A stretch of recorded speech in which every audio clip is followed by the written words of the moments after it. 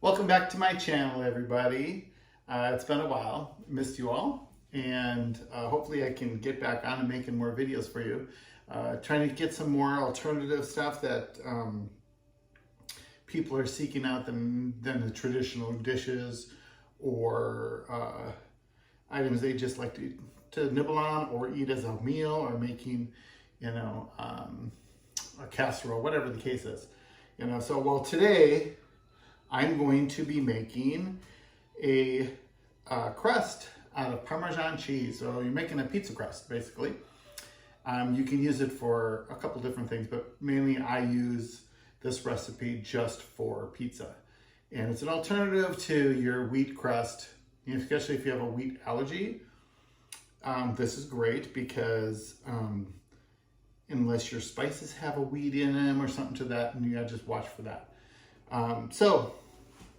And sorry for the ums and the hums and all that business, but I have been, doing this a lot lately.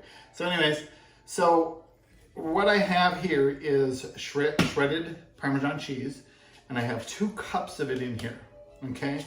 And then I'm gonna add in, now with this recipe, you can add in pretty much what kind of flavor you like. So some people don't like any flavor in their crust when they're eating a pizza. I like to put in, which I'm going to put in, a little bit of garlic, which is 1 teaspoon, not tablespoon, teaspoon.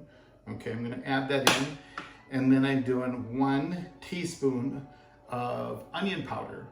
Okay, you can actually use, obviously, fresh onion if you don't like big hunks of it or anything like it, or even granulated, granulated up nice and small.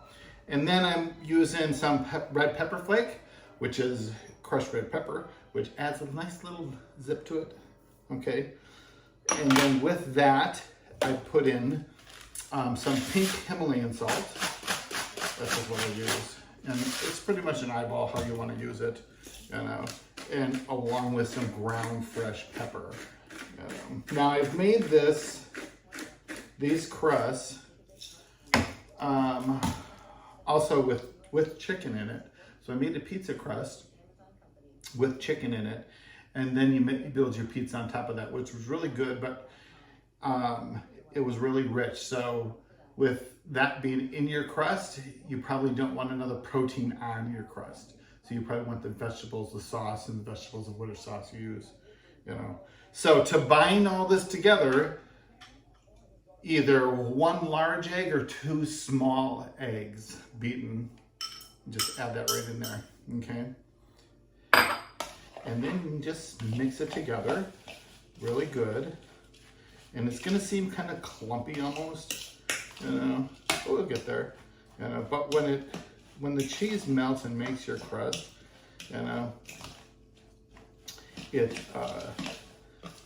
you'll see how easily and nice it forms into a nice pizza crust. Mix this really good so your crust, so your spices mix really good throughout the crust. Okay, so, and then you want to have your oven preheated to 375. Okay, and this is baking at anywhere, depends on how hot your oven runs, anywhere from 8 minutes to 10, 12 minutes, but just keep an eye on it. You don't have to go very long, because remember, you're gonna make your pizza and put it back in the oven too when it's cooled down. So now that you have this in your bowl and you mix this up, put it right on the pizza pan here. Hope you can see what I'm doing. I don't have any helpers with me, so I'm running this and the camera by myself. So, okay, so now let me move these so you can see what I'm doing here. There we go. Okay, so I have the pizza pan, and I have a non-stick sheet on here. So you don't want this to stick. If you don't have one of these on your cookie sheet, use some kind of spray, non-stick spray, or something to help it not stick to the pan, because it will stick. Now, all I'm doing is I'm patting it out, okay, and spreading it out on the pizza pan. Just remember, don't worry about like if there's a little hole or break or whatever, because it melts together, okay? So, but I like real thin pizza crust. And the thicker this is, so you want to make it, to me, you'd want to make it nice and thin. Not just because of that, but cheese is very rich. And also cheese has salt in it, so if you're watching your sodium level, don't put salt in it,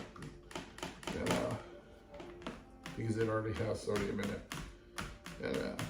So this will make, so the 2 cups of Parmesan cheese, and also you can use, I use the grated frozen Parm. It's just easier, you know, if I buy fresh, it's fine, but you'll have to grate it, which is good. You know, I love fresh. But when I'm doing this kind of stuff, okay, so this is probably a good medium-sized pizza. If I filled this whole pan up, this is probably a good size large. This is a little bit smaller, which I would consider it a medium. Now, that's all you need to do, okay? And you can make it square, you can make it round, you can make it any way you want, you know. But it's a great alternative. Now, so let me tell you about the carbohydrates that are in it. We have 1 gram of carbs per 1/4 cup. Okay, so this pizza, okay, because it's 2 cups, okay, will have 8 grams.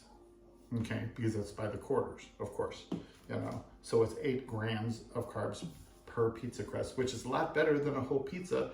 And if you're watching your carbs, or if you just have a wheat allergy, this is the alternative. This is great, and this is simple. The other thing you can do also is when you can pre-make these, and put them in the refrigerator, put them in the freezer.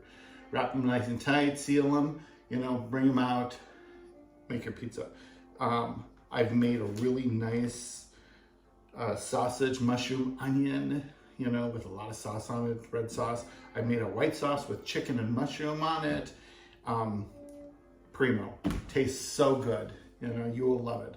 So anyways, okay, here we go. So it's going in the oven at 375 for 8 to 12 minutes. Just watch it, okay? You don't want it to go over, because you gotta remember, it's gonna bake again, okay? So this is going in the oven. Okay, and this is the one I made earlier, okay? And this is the same thing, same ingredients, okay? I made it just a little while ago, and I let it cool, and there's your pizza crust. See, it's nice and golden brown at the bottom. Now when you do your pizza, see, I can wrap this up and put it in the freezer, it'd be great. Or I can just make a pizza right now, you know, and make your schmo pizza. I call it sausage, mushroom, onion. There you go. Anyways, great alternative, great taste. And I hope you enjoy this. Try it out. It's really simple. You can even have the kids help you. You can even have people that don't cook. Do it, you know, because it's really simple. Great alternative to a lot of people who have wheat allergies. All right, I hope you enjoy this.